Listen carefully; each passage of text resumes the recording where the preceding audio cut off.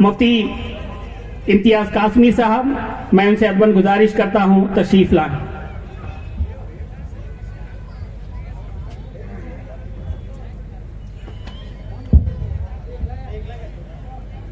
الحمد لله رب العالمين والصلاة والسلام على سيد الأنبياء والمرسلين وعلى آله وصحبه أجمعين، أما بعد. قال الله تبارك وتعالى في القرآن المجيد والفرقان الحميد: فأعوذ بالله من الشيطان الرجيم، بسم الله الرحمن الرحيم، واعتصموا بحبل الله جميعا ولا تفرقوا. صدق الله العلي العظيم. قال النبي صلى الله تعالى عليه وسلم: يد الله فوق الجماعة، او كما قال عليه الصلاة والسلام. اسٹیج پر جلوہ افروز علماء کرام اور مہمانان عظام اور پردہ نشین خواتین اور نوجوانان قوم و ملت، اللہ تبارک و تعالیٰ نے ہم سب پر یہ فضل فرمایا کہ رب کریم نے ہمارے اندر اتنی شعور اور اتنی بیداری رکھی ہے کہ ہم اپنے حق کا مطالبہ کرتے ہوئے، چاہے طاقت کتنی ہی، چاہے مد مقابل کتنا ہی طاقتور کیوں نہ ہو، چاہے وہ عہدے کے اقتدار پر فائز ہو، چاہے وہ اپنے آپ کو سب سے بڑا طاقتور سمجھتا ہو، لیکن مسلمان وہ غیور قوم ہے، مسلمان وہ طاقتور قوم ہے کہ اپنے حق کا مطالبہ کرنے میں ذرہ برابر بھی پیچھے نہیں ہٹتی. آج ہم اپنے حق کا مطالبہ کرنے کے لیے اور مرکزی حکومت سے یہ درخواست کرنے کے لیے اکٹھا ہوئے ہیں کہ آپ نے جو سیاہ قانون بنایا ہے، چاہے وہ قانون آپ یہ کہہ رہے ہیں کہ یہ قانون مسلمانوں کے حق میں ہے، یہ قانون مسلمانوں کے حق میں ہے، اس سے مسلمانوں کی وقت املاک کا بھلا ہوگا، آپ بظاہر یہ کہہ رہے ہیں، لیکن جب اس کی شقوں کا مطالعہ کیا جاتا ہے، اسے پڑھا جاتا ہے، یہ بات روزے روشن کی طرح صاف ہو جاتی ہے، واضح ہو جاتی ہے کہ اس قانون کے ذریعے سے آپ مسلمانوں کے وجود کو مٹانے کی ناپاک، غلیظ اور پلید کوشش کر رہے ہیں. آپ اس قانون کے ذریعے سے مسلمانوں کی وقف کردہ املاک پر ناجائز قبضہ کرنا چاہتے ہیں. لیکن یہ بات حکومت وقت کو سمجھ لینا چاہیے کہ ہم آپ کے اس غاصبانہ حملے، آپ کے اس ناجائز شق، ہم کسی طریقے سے حق میں نہیں ہیں. ہم اس سیاہ قانون کی مخالفت کرتے ہیں. آپ نے اگر اس قانون کو واپس نہیں لیا، ہم ہر محاذ پر مسلم پرسنل بورڈ کے بینر تلے آپ کے ساتھ مقابلہ کرتے رہیں گے. اگر مسلم پرسنل بورڈ نے ہمیں یہ دعوت دی کہ آپ کو سڑک پر آنا ہے، ہم سڑک پر آنے کے لیے تیار ہیں. اگر مسلم پرسنل لا نے یہ اعلان کر دیا آپ کو جیل برو آندولن کرنا ہے، ہم جیل برو آندولن کرنے کے لیے تیار ہیں. اب مسلم پرسنل بورڈ نے ہمیں کہا ہے کہ آپ احتجاجی اجتماعات، احتجاجی جلسے جلوس نکالتے رہے.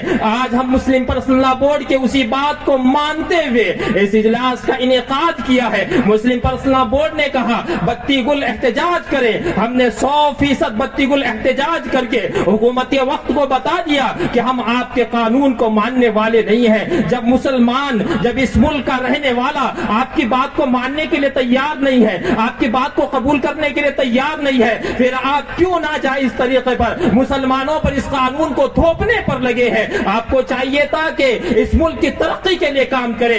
آپ اس ملک کی ترقی کے لیے کام کرنے کے بجائے اس ملک کے رہنے والے کو پریشان کرنے کے کام کر رہے ہیں. اس قانون کے ذریعے سے جہاں مسلمانوں کے اندر بے چینی، بد امنی پھیلی ہوئی ہے، اس قانون کے ذریعے سے جہاں مسلمان پریشان حال ہے، میں سلام کرتا ہوں اپنے ہندوستان کے انصاف پسند غیر مسلم بھائیوں کو، وہ بھی اس قانون کی مخالفت میں مسلمانوں کے شانہ بشانہ کھڑے ہوئے ہیں اور وہ کہہ رہے ہیں کہ یہ قانون مسلمانوں کے املاک پر، وقف کردہ املاک پر ناجائز طور پر قبضہ کرنے کے لیے بنایا گیا ہے. ہاں حکومت وقت سمجھ لے، مرکزی حکومت سمجھ لے، جہاں تم ہم سے مقابلہ کرنے کے لیے آتے ہو اور یہ کہتے ہو کہ ہم تمہارے خلاف یہ بل لائے ہیں اور اس بل کے بارے میں آپ کہتے ہیں نہیں یہ بل تو تمہارے حق میں ہے. ارے بابا، یہ بل ہمارے حق میں کیسے ہے؟ یہ بل تو ہمارے مخالف میں آپ لائے ہیں.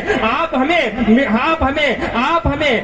شکر کھلا رہے ہیں لیکن اس شکر کے اندر زہر ملا ہوا ہے. اور اس ملک کا زندہ جاوید مسلمان آپ کی اس ناپاک سازش کو سمجھتا ہے اور وہ جانتا ہے. اور ملک کا مسلمان اور نوجوان آج سیاسی طور پر بیدار ہو چکا ہے. میں حکومت وقت کا اس بات پر بھی شکریہ ادا کرتا ہوں کہ آپ نے آئے دن الگ الگ قوانین، الگ الگ بل، الگ الگ ایکٹ لا کر مسلمانوں پر ظلم و ستم جو کر رہے ہیں، اور اس کے نتیجے میں تمام مسلمان اور ہندوستان کے انصاف پسند غیر مسلم بھائی سب اکٹھا ہو رہے ہیں، سب کی طاقت مجتمع ہو رہی ہے. میں مسلمانوں سے کہنا چاہتا ہوں، نوجوانان مسلمان سے کہنا چاہتا ہوں، آپ سیاست کے میدان میں آئے، آپ تاریخ کا مطالعہ کریں اور آپ غور و خوض کریں کہ ہندوستان میں آج حالات کس قدر بدتر ہو رہے ہیں. ہم ان حالات کا قانون کے دائرے میں رہتے ہوئے مقابلہ کرنے کے لیے انشاءاللہ تیار رہیں گے. اور مسلم پرسنل بورڈ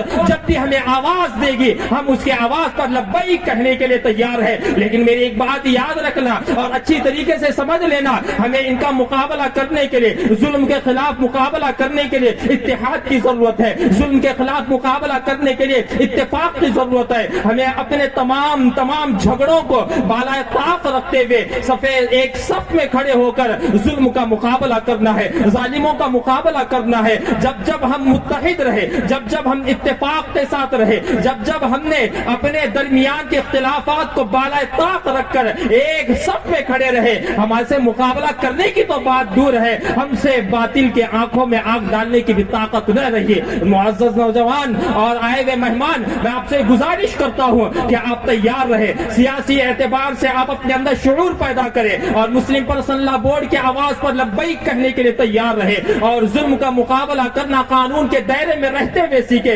انشاءاللہ ثم انشاءاللہ یہ قانون جلد از جلد واپس لیا جائے گا. اگر واپس نہ لیا گیا تو مسلم پرسنل بورڈ جو بھی ہمیں کہے گا، جو بھی ہمیں ہدایات دے گا، ہم اس کے ہدایات پر ہمیشہ اور ہر وقت لبیک کہنے کے لیے تیار رہیں گے. وما علینا الا البلاغ المبین.